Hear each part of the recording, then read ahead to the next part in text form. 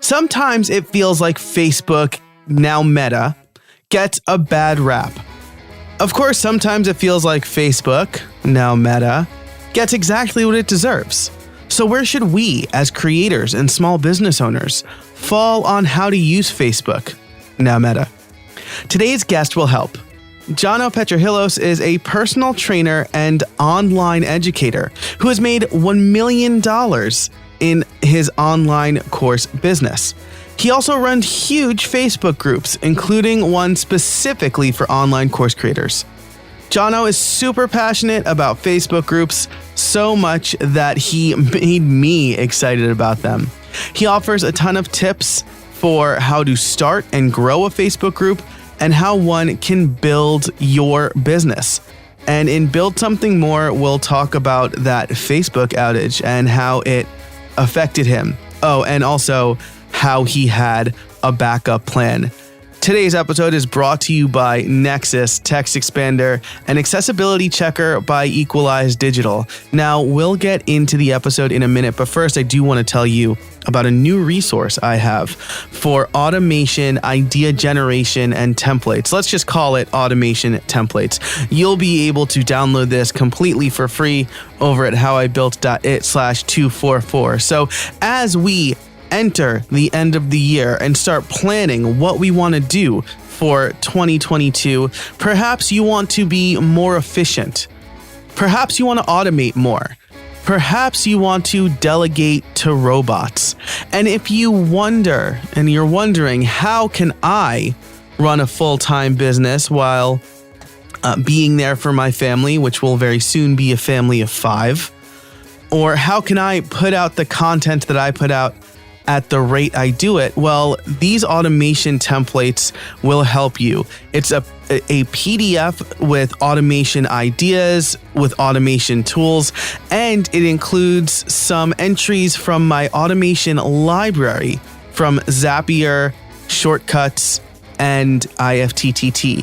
Now, those are usually only available to members of the Creator Crew and the Build Something Club.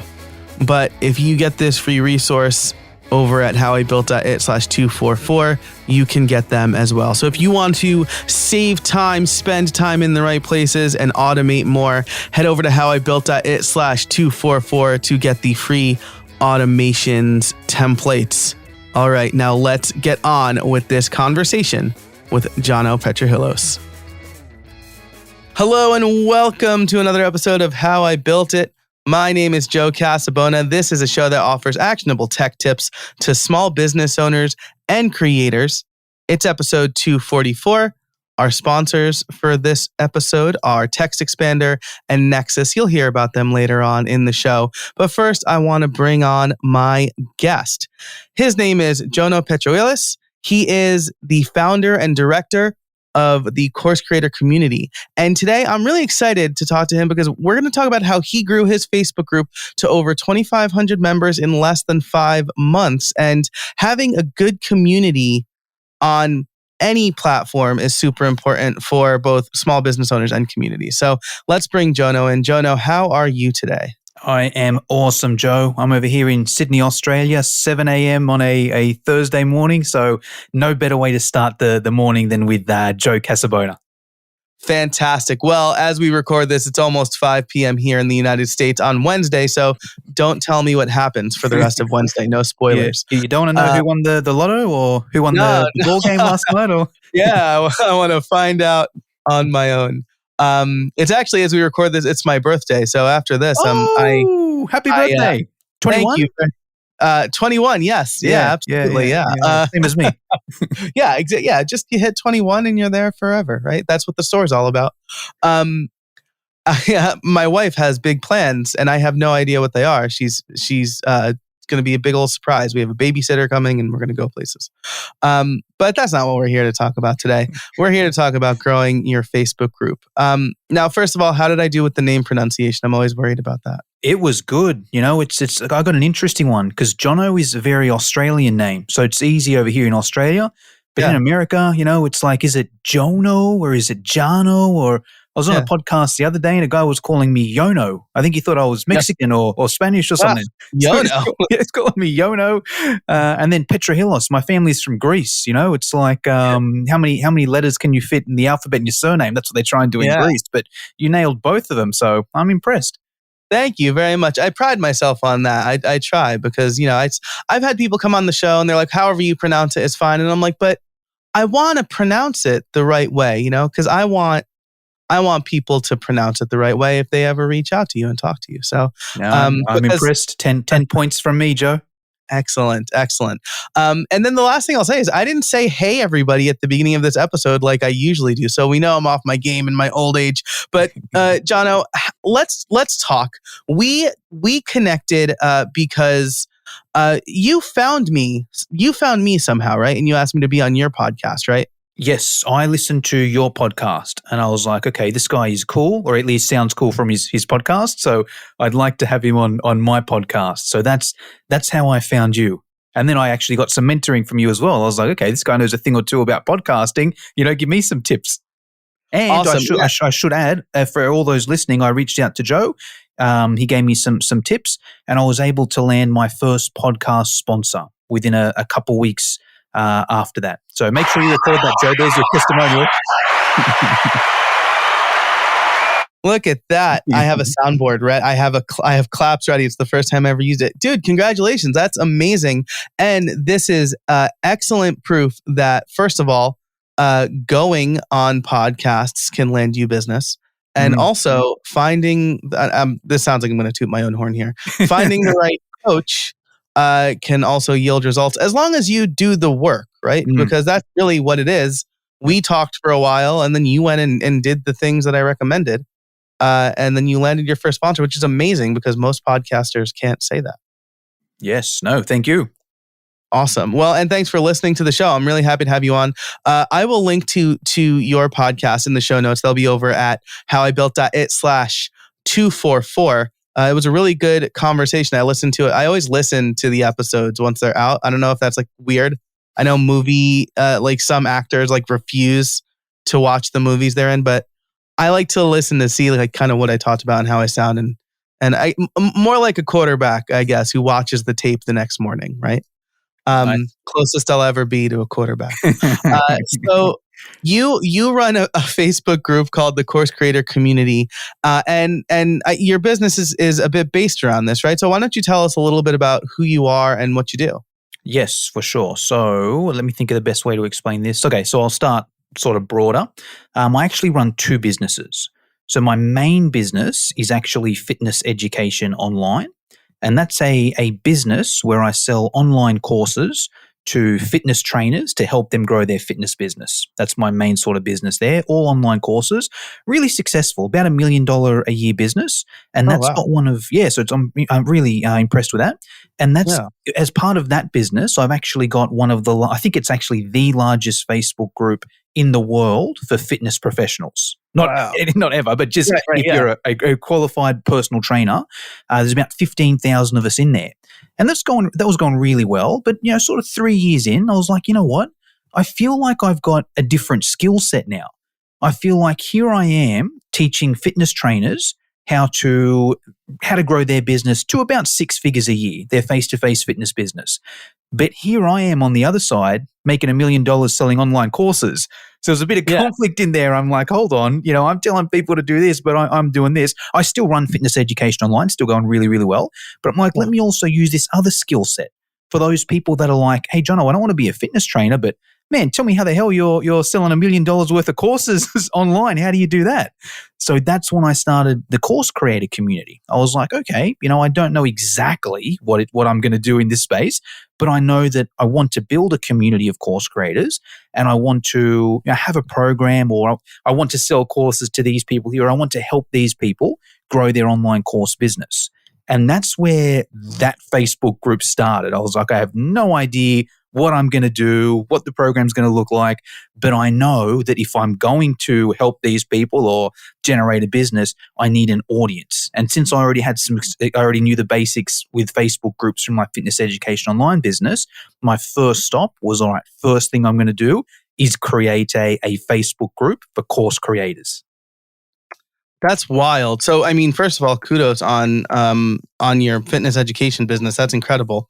And then I love that you knew you wanted to do something, but you weren't quite sure. Because I think a lot of people are, especially I'm a developer. Or I come from a development background. I guess I'm more of a content creator now. But my gut instinct, and I think a lot of people who I know, their gut instinct is to just build a prototype real quick, and but then you end up in a couple of predicaments, right? You have something and nobody to sell to, and then you also don't really know what to say about the product because you don't know who you're selling to. So you just talk about the features of the product. And I think both of us know, and longtime listeners of this show will know, people don't buy features; they buy solutions. True. And it's like, it's funny you say that. So now in the course creator space, now I've got a membership for course creators. That's the business that I run with the course creator community. And that's the biggest mistake course creators make. It's like they spend, actually I'll ask you this question, Joe. A course creator, first time course creator, how long do you think it takes them on average to create a course from idea to ready to sell? Oh man, this is I'm in a spot right now where I don't want to say something too long and undercut your point, but I'll tell you that my first online course, right, the one I did outside of academia, was text-based, and from idea to execution, it probably took me 4 months to write everything, outline and write everything. 12 months, Joe, is the average. Wow. From idea, right? But it gets worse, right? Because at the end of the 12 months, that course creator has no one to sell to, right? And now they scramble and they're desperate. They try and make a sale off every single person, and they, invest thousands of dollars here and thousands of dollars in marketing that they probably shouldn't have because they're pot committed. It's kind of like, man, I spent 12 months of my life putting this thing together. I can't give up now. I'm going to go all out in it, right? So that's one side of it, but it gets worse because usually you don't know what the market wants, right? So maybe you've done a bit of research, but you create what you think the market wants, and then it doesn't sell, and you're even more pot committed. Because you're like, well, I can't just go and create a whole new course now that I know the market wants, now that I've done my research, because that'll just put a year of it to waste. And it's like a vicious cycle. And that's why as a course creator, the best thing to do is build that community first. And then you do your launch. In our space, we usually do a live webinar as a course creator, right? It's like you build your list, you do a live webinar. And then if that course, you sell at the end of that webinar. If the course sells, great. You teach it week by week. It's not a 6-module course that you give someone straight away when they buy. It's like, great, it's a 6-week course. Every week you're going to get a module, whether you teach it live via Zoom or whether you just give it to that person there. So that way it's a guarantee. Because the other thing is, even if it doesn't sell, who cares? You didn't spend any time putting the course together anyway. Just make a tweak. Right. Actually, thank God it didn't sell. Imagine if it did. Yeah. Imagine if you had to put all that work together and it didn't sell, right? So just wanted to piggyback off that a bit. Yeah, and that resonates so much, right? Because again, my first course, text-based, how to build a blog with WordPress. I spent, again, 4 months was pretty good. Yeah, right. But 3 people maybe bought it, so that's still 4 months worth of work for $100, right? Because nobody needed that course because it was all out there for free. And what did I talk about? I talked about the stuff that you would learn. I talked about the work I was giving you, right? I wasn't talking about how you could launch a blog and make money as soon as possible, right? I was talking about how to launch a blog with WordPress. And further, that wasn't my audience. My audience, which was pretty good, was developers who didn't need that course. I just figured it would be an easy course to make. So I think let's recap that first of all for anybody listening who has aspirations of launching a course. Build your audience first. Justin Ferriman talked about this way back in like episode 33 of this show. He built his audience before he had anything to sell. Then you launch the course with a webinar, right? And in the webinar, you talk about the high level overview, right? Maybe you talk about all the what, maybe some of the how, right? Give them a little bit of. Can I jump in here a sec, Joe? Because I had a sales call or a sales DM yesterday that was just perfect, and it's fresh in my mind, right? It was essentially a woman that wanted to create a course, right, around tarot reading. I don't even know what that is really, but something around that sort of space, right? She's like, okay, I'm a bit confused. What do I do? And I basically said that. I'm like, all right, first thing you got to do is build your audience. Does that make sense? She's like, yep, got it. I know I can do that. I'm like, all right, cool. Then what you got to do is, set a date for your live webinar, right? Sell at the end of present something at the webinar, make a sell at the end of it. If you make sales, great. Put it together week by week by week. If you don't. She's like, man, that's awesome. Such good advice. But where do I start with all this? And I'm like, well, I've got a membership, it's $50 a month, cancel any time. All of that's in there. Do you want it? She's like, yeah, sign me up. And that's the way I look at it, where it's like at the end of that webinar or any sales process, really, you want the person to be like, that's awesome. This is exactly what I want to do. I've got a clear path on what I need to go to. But where the hell do I start? Well, I've got this course that can get you started there. Yeah, that's amazing.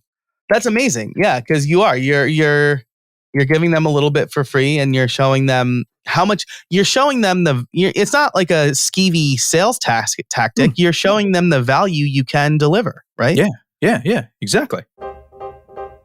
This episode is brought to you by Nexus. Look, I know what it's like to spend too much time managing your website instead of your business. In fact, the previous host for this very show made it harder for me to focus on creating content because I was always trying to fix some problem with my website, especially on new episode days. And that's why I switched to Nexus. With Nexus's managed WordPress hosting, I don't have any problems to fix because Nexus fixes them for me, usually before I even know about them. I don't need to worry about my site going down on new episode days, or updates, or backups. I don't even need to worry about plugin vulnerabilities. Nexus has me covered. That's why I can be so consistent. And now they have membership sites with WP Quick Start. A membership site, especially if you're a creator or small business owner like me, can be a fantastic way to increase revenue. But there are too many moving parts for most people who just want to set something up and start making money. Membership sites with WP Quick Start does it all for you. That is great hosting. So check out Nexus today if you want a website and not a project. For a limited time, you can get 50% off your first 6 months. Just go to howibuilt.it/Nexus, NEXCESS. That's howibuilt.it/Nexus for 50% off your first 6 months. Thanks so much for Nexus for being a sponsor of How I Built It. And then teach the course week by week if it sells, right? And I think some people are probably like, well, I don't have the time to teach a course week by week, but the time that you're saving by not investing in a year to develop a course that you're not selling is worth it, right? You've gotten money up front to do this thing. Maybe you deliver it over 6 weeks or 12 weeks or however long you think the program is.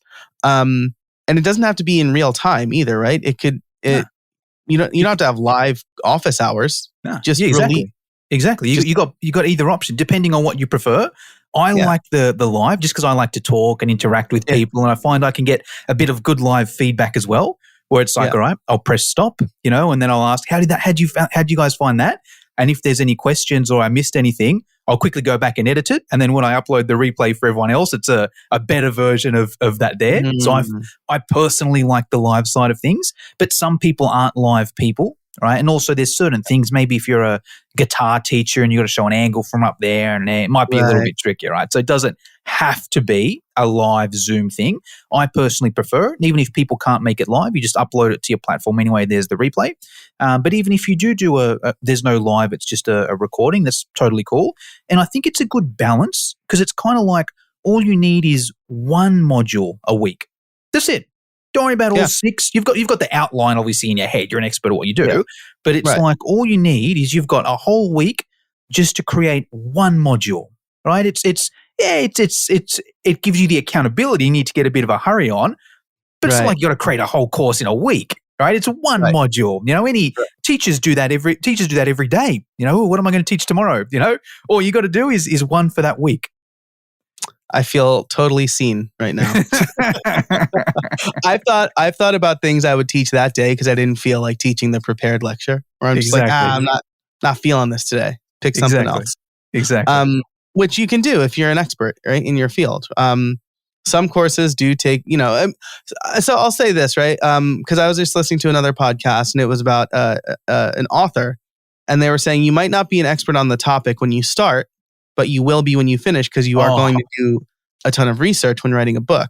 Yeah. I think the flip side of that, right, is when you teach a course, you probably should already be an expert, right? Because you, in this format, you are doing it live. You're getting feedback from your students. You want to make sure you teach the right thing. I'm not saying that's not, I've written books. I'm not saying that's not the case with books, but about a dozen people will read my book before any novice does. That might not be the case with my course, right? The first person who sees my course might be someone who's ready to learn for the first time. Yeah, exactly. Or at least the fifth person, right? If I'm not showing it to my friend. True. I'll just add something on that. I think in the course, 100% with the course, what I find you learn more as the course creator is more the questions from other people. So let's say, for example, like let's use a podcast course as an example, right? Like I know how to create a podcast, right? I could put a course together on that, but I don't know like all the questions other people, like if other people would see it like me. Does everybody know when I say, does everybody know that you don't just upload it to iTunes? Or do I need to mention that in the course? Right, right. Does everybody know that, you'll know all these questions here, but you get what I'm saying, right? Like you'll be an expert at that. Do I need a website? What's an audio host? Stuff like that. Yeah. Exactly. Yeah. So that's what I find you learn is the teaching the course sort of stuff. Yeah, which is great, right? Because you're getting that live feedback, which makes your course better because then you don't have those assumptions, right? Again, something that I got teaching in the classroom, I described the difference in WordPress between a page and a post, which I will not go over here. I only learned that one a couple of weeks ago, by the way. Yeah, right, because it's like confusing, right? But then the way, as somebody who had been using for WordPress for like 10 years at that point, the way I described it to my class, I looked at them and they all looked dumbstruck. Yeah. And thank God, one of my students raised her hand and said, I have no idea what you just said. Yeah. And I said, okay, let me backtrack. Yeah. Right. And that's the benefit of teaching live. First of all, you get that feedback, but it's also the benefit of teaching something week by week, right? You release a module on Monday. Your students have a week to take it. You get that feedback by, let's say, Wednesday. Yeah. Then you could iterate on the fly, right? And again, that's something that you don't get if you're in a silo for a year building a course without feedback, and then you fall into what you mentioned before, right? The fallacy of sunk cost. Yeah. Amazing. Exactly. Yeah. And I'll go back a step here as well because I want to go back to the Facebook side of things, right? Now, even with the Facebook group, because now thinking I almost explained that a little bit wrong, right? It wasn't even like, okay, I know I want to help course creators, so the first thing I'm going to do is create a Facebook group. I even spent a bit of time before that, just interacting in other groups, just, checking out some blogs, listening to some podcasts, seeing what's out there. And I even tried a few different things or half tried a few different things. So there's certain Facebook groups where you're allowed to promote in different days and that sort of thing, And I was like, you know what? Maybe it's copywriting that I want, because I didn't know what I wanted to help course creators with. So I was like, maybe it's copywriting, And then I did a few posts for a couple of weeks in the different Facebook groups. I was like, hey, trying something out. I'll write your copy for free. All right, give me 30 or give me like 30, 45 minutes, I'll write your copy for free. All I want in return is a testimonial if you liked it. Right. And I got like 100 people saying that, I did it for 20 of them or whatever. And at the end of the 20, I was like, you know what? I don't want to be a copywriter for people here, Then I dabbled a little bit with Facebook ads as well. Hey, can I have some volunteers? I'll do it for free, yada, yada, yada. And then I'm like, nah, I don't really like this, And then it got to a point, and I was like, oh, is it the creating course side of things that I like? And then I tried a few different things, and I was like, what I really like is the selling side of things. I want someone that's got a really good idea, and it's not, oh, Jono, can you teach me the best way to create this course? It's like, hey, what's the best way I can sell this course, or I can create this course to sell it, right? Once I had that, then I was off to the races. Then I was like, all right, I know the type of people, I know what I'm going to help them with. Now I'm ready to create the Facebook group. And the other key benefit of that as well, and I'll share what I did, but I'll also try and give it as a tip for everyone else that's creating Facebook groups as well. So when I started my Facebook group, I already had about 100 ideal people that I could invite in day one, because I'd spent that, whatever it was, 3 to 6 months, I don't even know, months beforehand, just connecting with people, helping different people. And it was almost a better way to do it because there was no ulterior motive. It wasn't like, hey, I'll write your copy and then I'll try and sell you my course, and not that there's anything wrong with that, or hey, I'll make this post just to get people in my Facebook group. It wasn't that. It was just, I'm genuinely just helping and networking out of the goodness of my heart. So that way, when I started my Facebook group, I had 100 people I could invite, maybe even more, about 100 people I could invite. Not only any 100 people though, 100 people that were pretty much friends. Like even if I hadn't met them personally, I might have done a complimentary call with them. We're probably friends for a couple months on Facebook. We've shared a few jokes. I've wished them happy birthday. They might have seen some of my lives on my personal feed. I might have commented on some of them. I might have tagged them in a post. So then when I started this Facebook group, 100 people off the bat, and there was like some buzz around it. Because, if you start a Facebook group and there's 5 people in there, it's just so hard to grow. Yeah. Because, who's going to join a group with 5? Yeah, who's going to join a group with 5 people? It doesn't look good. But also, there's not really value, because the biggest value, and we might speak about this later, but the biggest value of the Facebook group is in the community, right? My whole goal with my Facebook group is for me to do as little work as possible. I don't want it to be about me going on there and saying me. If I wanted that, I'd get an Instagram account, right? What I want it to be about is for the community. I want my members to be like, you know what? If I want an answer to anything to do with creating or selling courses, I'm not going to go to Google. I'm not going to go to YouTube. I'm going to go to Jono's Facebook group and I'm going to post the question here, because I know that everyone in there is going to be super supportive in the comments. And I know that I'm going to get some good answers, and I can actually interact with those people. If there might be a good YouTube video on how to sell courses, but it's hard to sort of, you leave a comment, is the person going to reply, or other people going to reply? Facebook is all about the community, right? So I'm getting a bit off topic, but I just wanted to paint that picture there.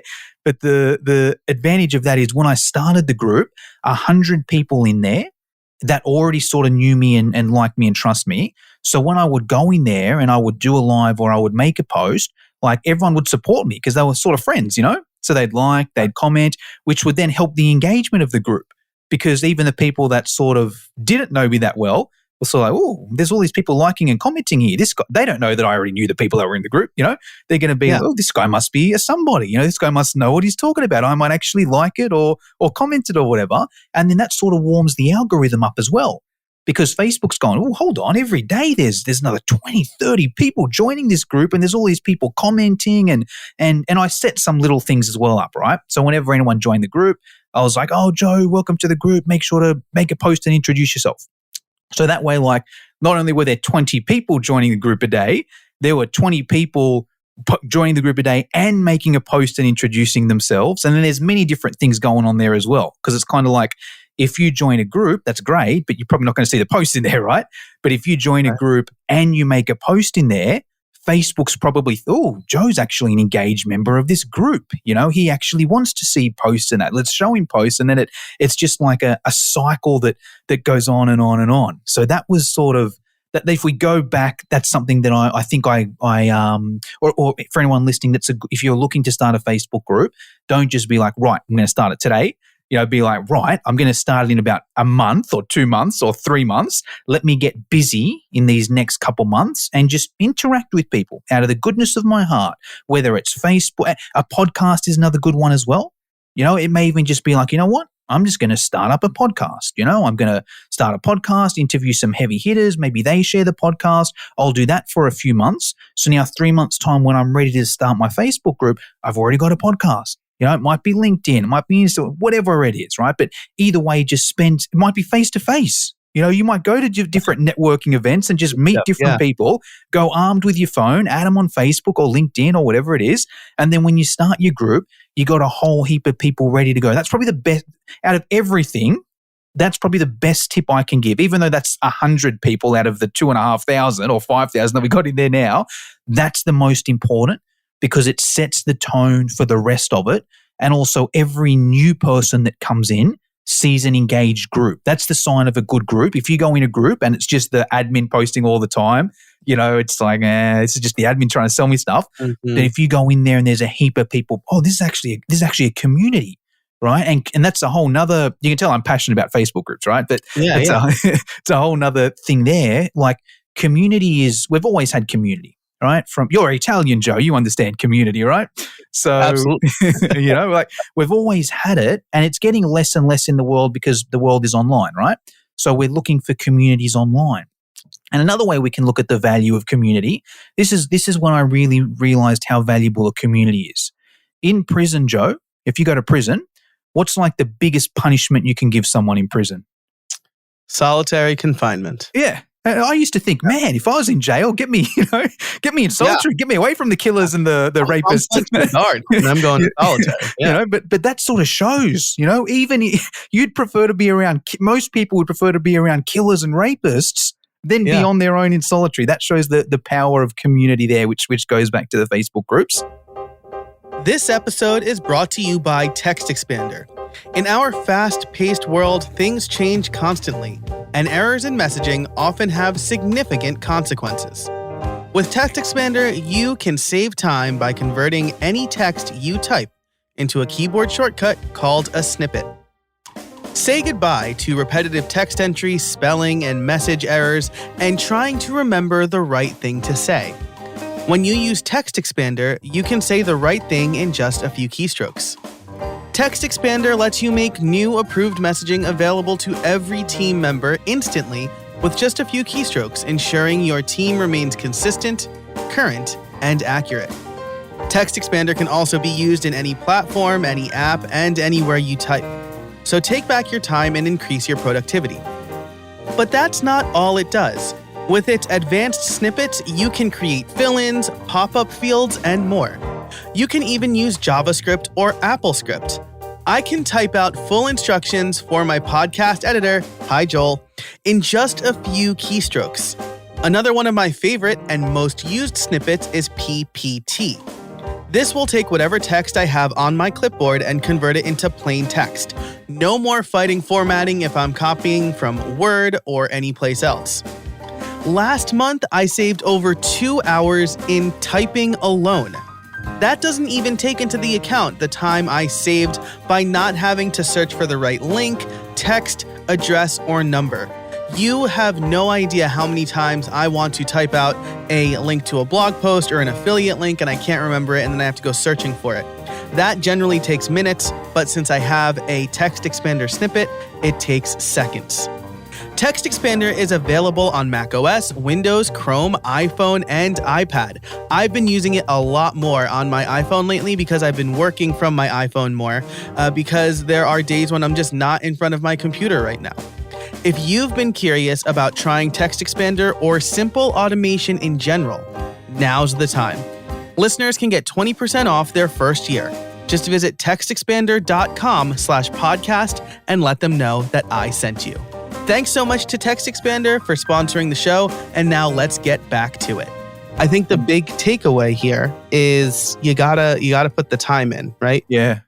There's no secret sauce to automatically getting 100 people in your group. You've got to be present in other communities and provide value and see what people are asking for, and then invite those people. Again, this is.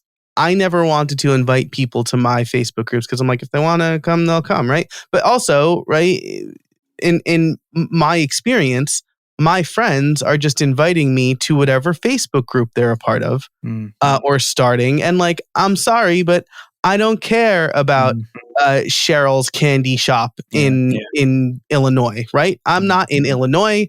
I can't eat candy anymore. And I haven't talked to Cheryl in 20 years. So, but if you invite 100 people who you've engaged with over the last 3 or 6 months, who are also doing what you are doing, well, now we're talking. Yeah. And then you mentioned the Facebook algorithm. So this is something that we're going to talk about in Build Something More, because when as we record this, it's been a few weeks since the great Facebook outage of 2021. And when that happened, everybody in my personal sphere talked about how you need to own your own platform. And I wrote a blog post about how maybe you don't need to own your own platform. So in Build Something More, Jono and I are going to talk about that.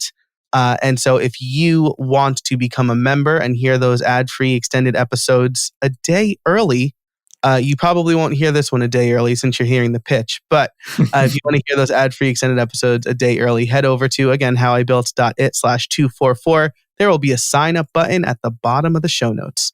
So we'll talk about that and Build Something More. But the Facebook algorithm is a big plus over rolling your own, right? I have a Circle community. It's a private community for my members only. That's where I post all the bonus content, basically. But you're right about like the admin. It's not super active yet. I'm growing the membership, but there's no algorithm to juice interaction over there, right? Whereas with Facebook, I commented on one of your posts for you because I'm part of the course creator community on Facebook.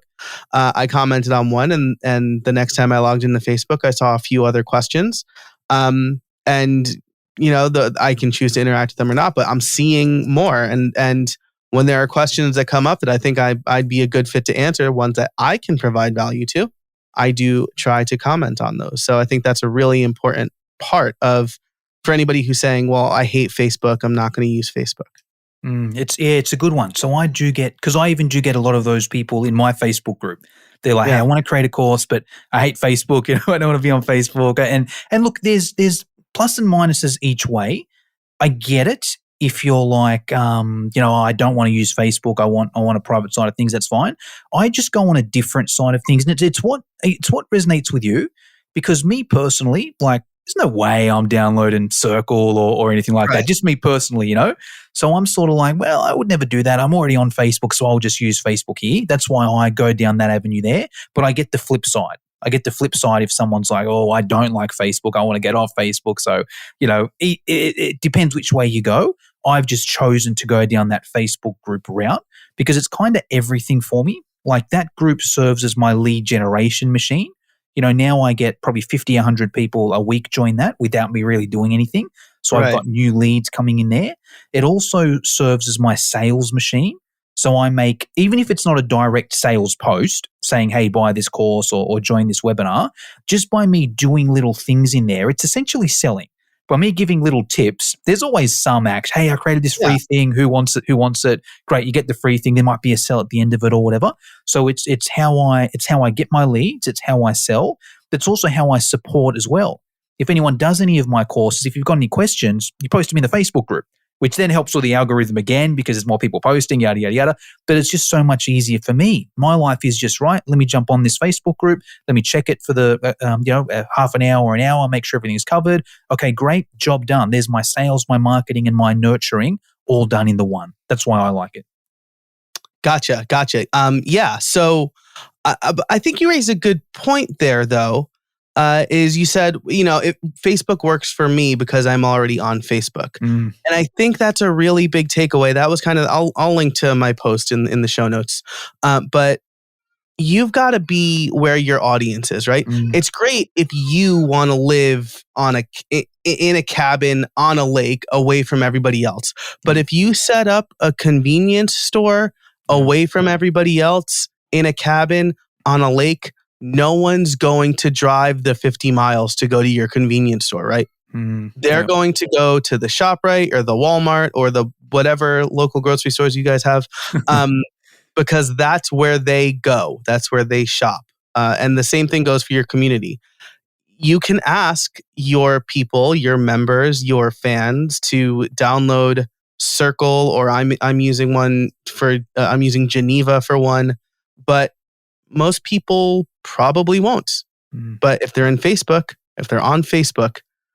adding a group is just part of their daily habit. Yeah. Love it. Let me keep. Are you cool if I keep going on this, Joe? Yeah. So let's see. We are. Gosh, I can't believe we're coming towards the end of this conversation. So I do want to I want to touch on. I think I want to talk about the growth a little bit more, right? So I want to get some concrete advice here. One is interact with start a podcast or be in other Facebook groups. Facebook groups are the best because it's kind of like they're already built-in communities there. Like if you start a podcast, you might get some listeners, but like there's a Facebook group that's already got thousands of your ideal people in there. You can sort of leverage off that a little bit. And most groups allow some sort of promotion, whether it's a certain day or it's under a thread or whatever it is. That's the easiest way just to get started and giving away something for free. If it's and that's even a catch on its own, right? Because it's kind of like if you give something away for free that involves your time, well, there's only so much of it you can do, but it builds that really good relationship. If you give something away that doesn't have any of your time, great, it's unlimited, but the relationship might not be as strong.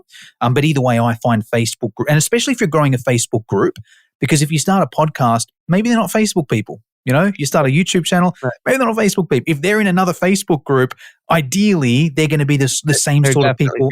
Yeah, exactly. So there's that there. And so that would be my first tip is essentially do whatever possible to get 100 ideal people. So when you start your group, you can start with a bang. Tip number one. Along with that as well is the name of your Facebook group, right? So one of my friends is in the finance space, right? He's got a company called, Python Wealth, right? Like the snake, Python Wealth. So he created a Facebook group to grow his business and he called it the Snake Pit, right? Pretty cool, pretty clever, pretty cute. But no finance people are joining a group called the Snake Pit. You know? Right. You're getting snake enthusiasts, you know, and I'm in Australia. They're not the sort of people you want in your Facebook group is snake enthusiasts, right? Let's use my group, the Course Creator Community. The only people joining that group are people that are creating a course, right? And not only that, they're going to be typing it in. Most of my members, because one of my questions is, how did you hear about us?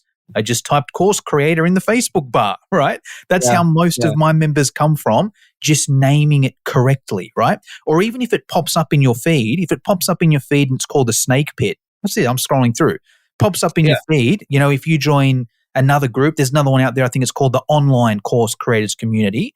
As soon as you join that group, mine pops up as well.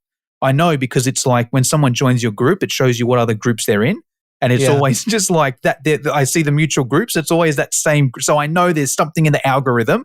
Whenever someone joins that group, Facebook just shows me this one straight away.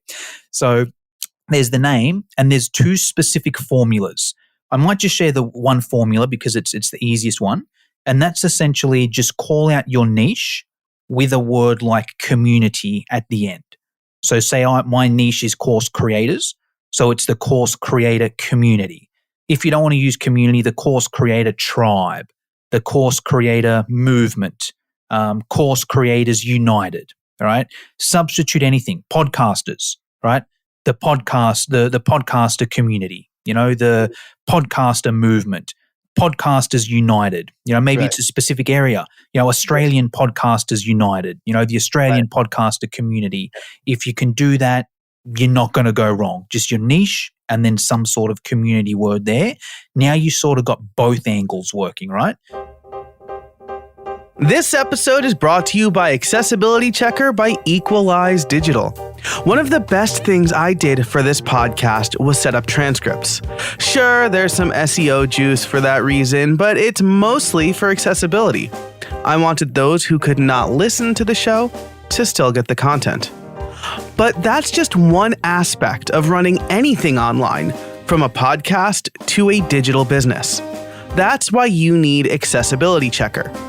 Accessibility Checker is an automated accessibility scanning tool to help your WordPress website become and stay accessible.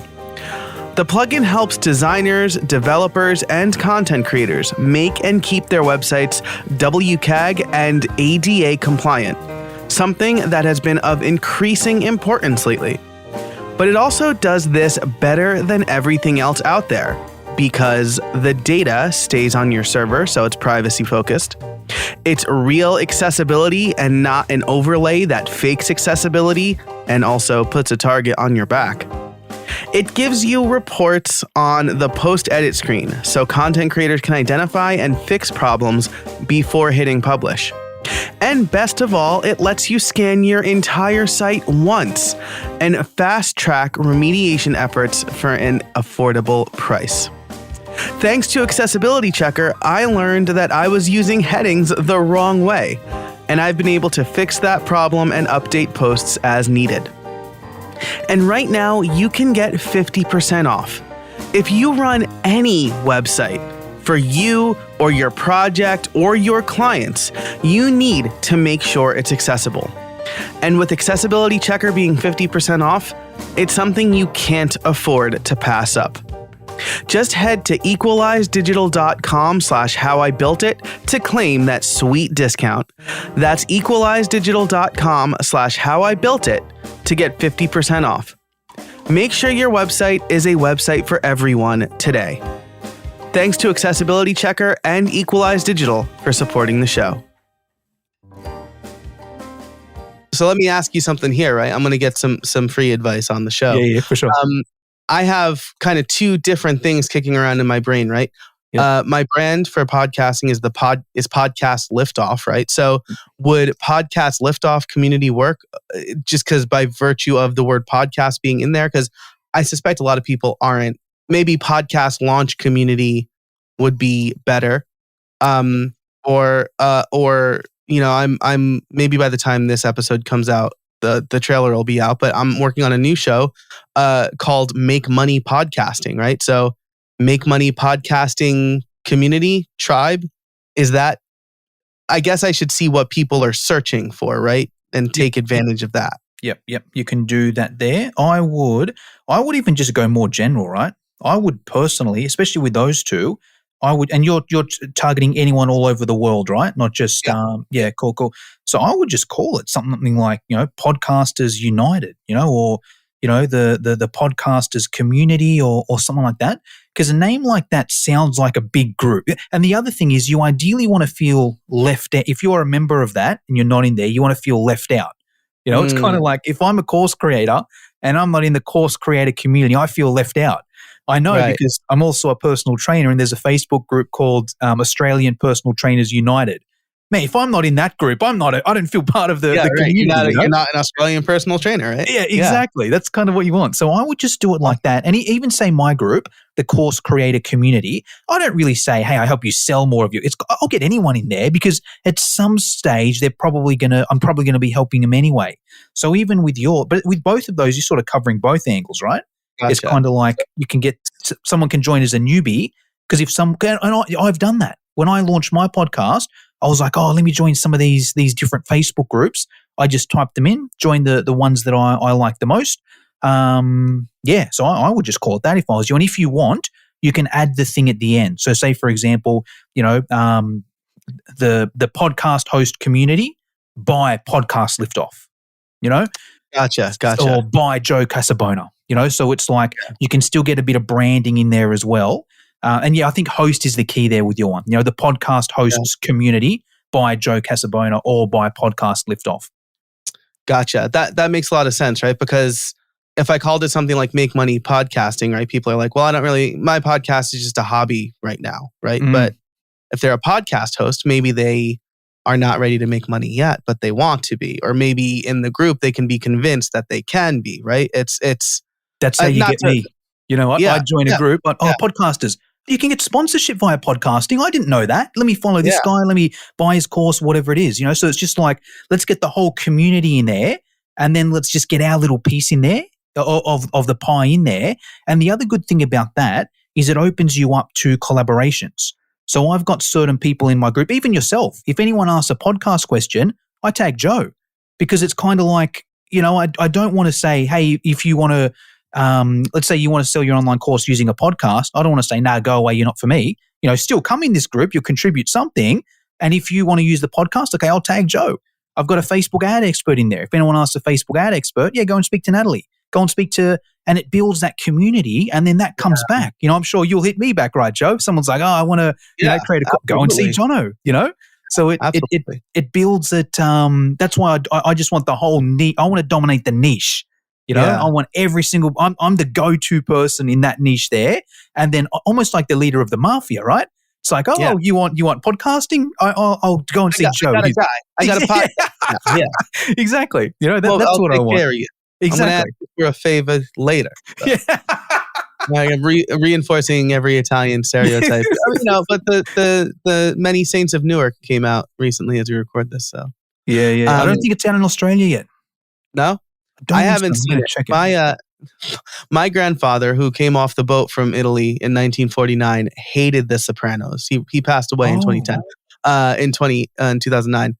He hated The Sopranos because it made Italians look bad. And I'm like, I could see that, Pop. I could see that. So I haven't had much desire to see it because I never really watched the show, but I hear it's all right. Anyway, okay, we are coming up on time. This has been such a great conversation.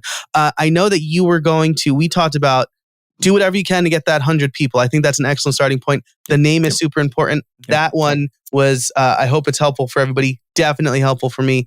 Want me to give 2 more quick ones? Yes. I was just going to say, are there maybe 2 or 3 more tips that you have for getting started and growing? Yep. Easy. Cool. So they're your 2. So, get the 100 people in there, name it correctly. Because our end goal is really to get the algorithm working for us. That's what we want. We want just the algorithm. We want people to, we want to wake up every day and be like, oh, sweet, there's 10, 20 people that joined this group that are my ideal person that Facebook suggested it. Those 2 things will help that we've started about, the first 100 and naming it correctly. The biggest other tip is engagement. The more engagement you can get in your group, the more that's going to juice up the algorithm.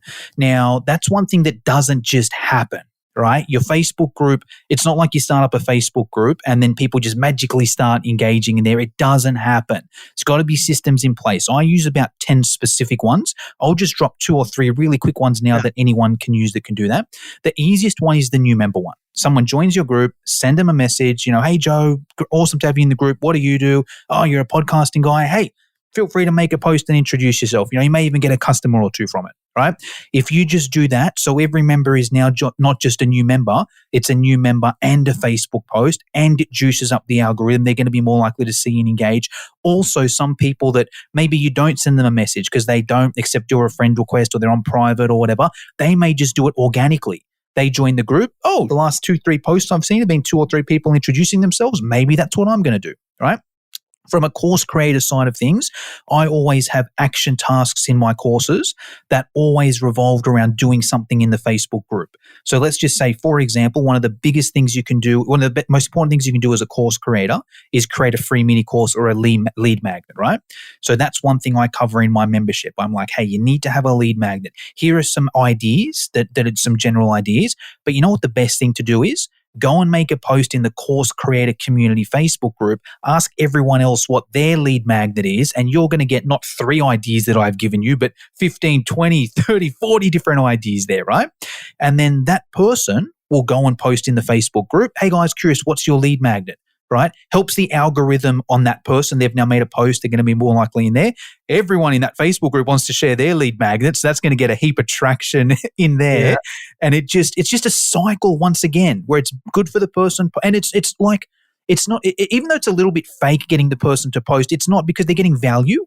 It's like by that person posting, they're getting 20, 30 different ideas, which gives them a better experience than just doing the course. And as a byproduct, it helps my algorithm and that sort of thing as well, right? So if you're a course creator, whatever it is, find little action tasks that involve people posting in the Facebook group. And then it's the same thing. It's like that person posts once and they get 20, 30 comments. This is a good group. Next time I have a question, I'm going straight in here and posting this, right? Same thing. Maybe people have never done my course, but they go in there and they're like, hold on. You can just ask a question in this group and then people answer it and go from there, right?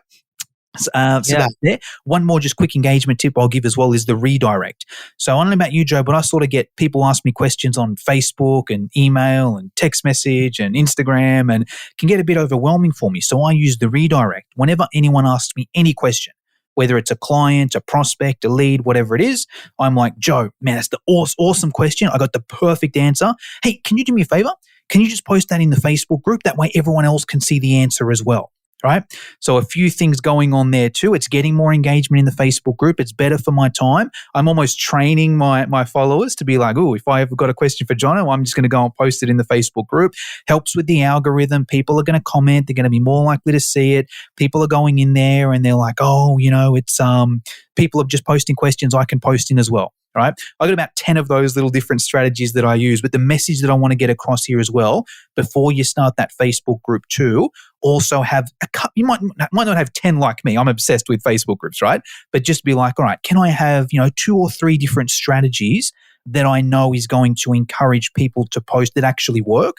Because some of the common ones out there that don't work is like, hey, it's Motivation Monday today and Terrific Tuesday. And it's just kind of like, there's not a win. It's kind of like, hey, if it works, it works, right? My take on it, though. It did not work.